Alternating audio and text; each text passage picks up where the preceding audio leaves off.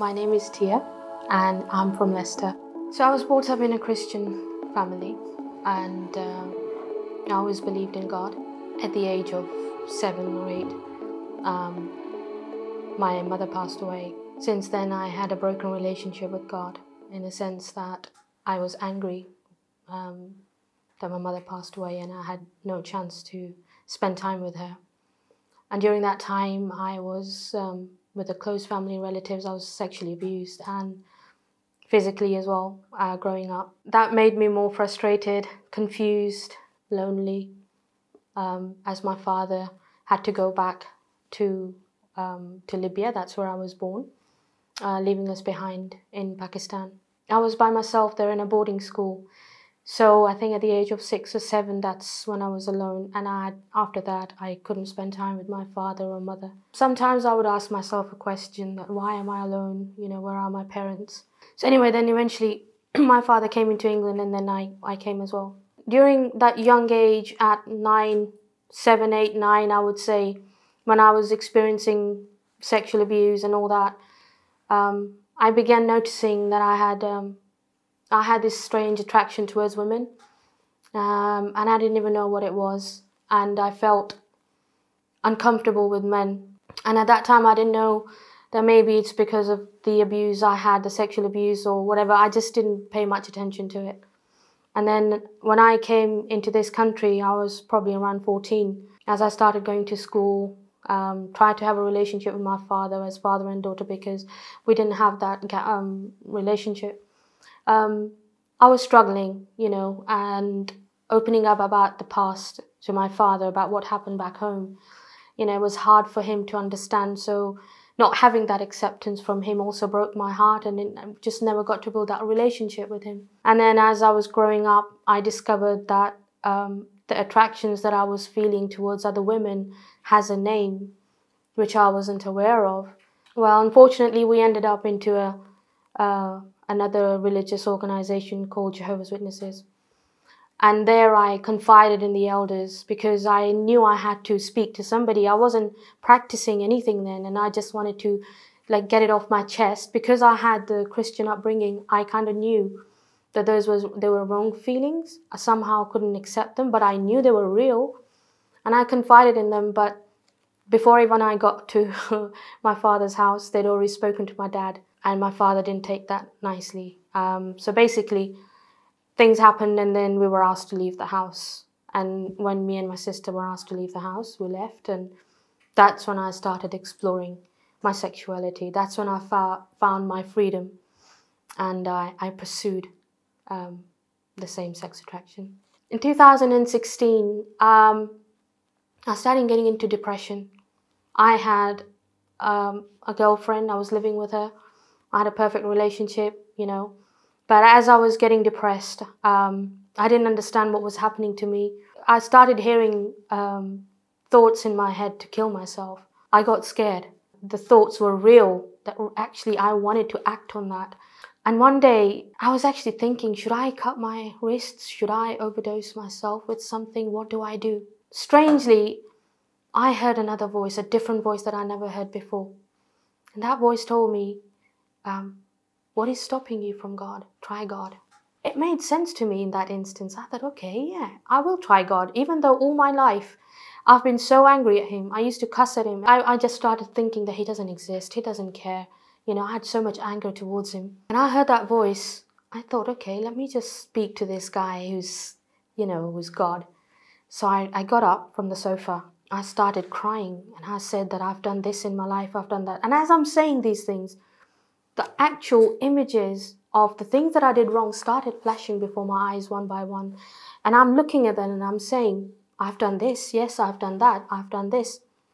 And now I'm done with my life. And God, if you are real, I need you to save me because I'm done.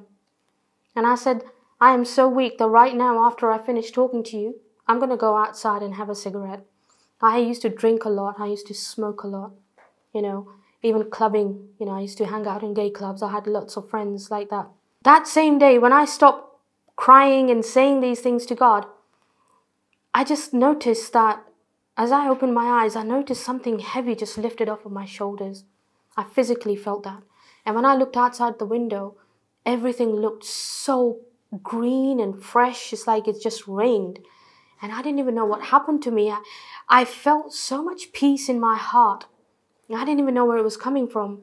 It's just changed everything for me. And then that day I didn't have any urge to have a cigarette. But the next morning I woke up as normal, made coffee, had a cigarette, went outside to have a cigarette.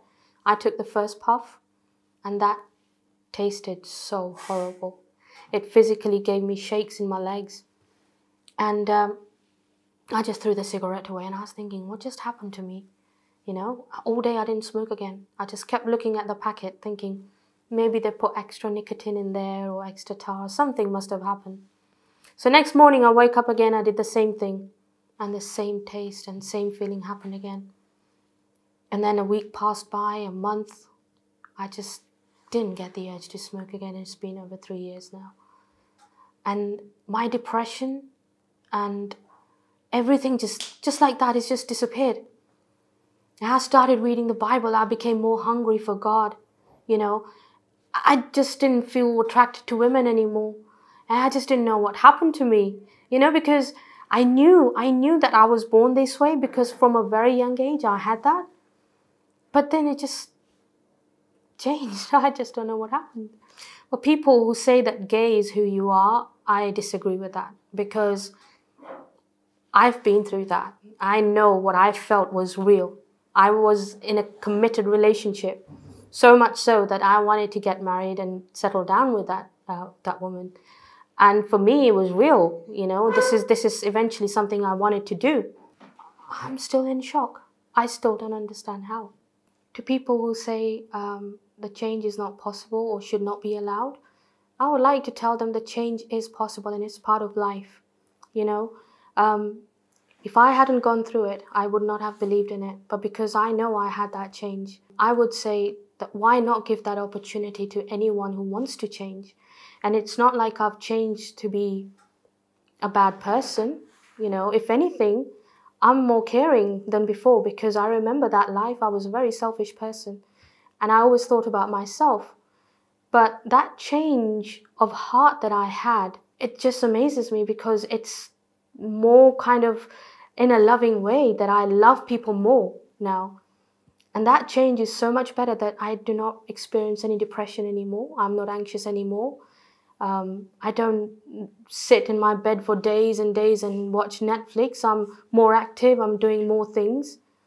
So change is possible. So those who say that you repress your feelings of being lesbian, I would say to them, nobody told me to be a lesbian to begin with. Nobody's telling me to stop being a lesbian.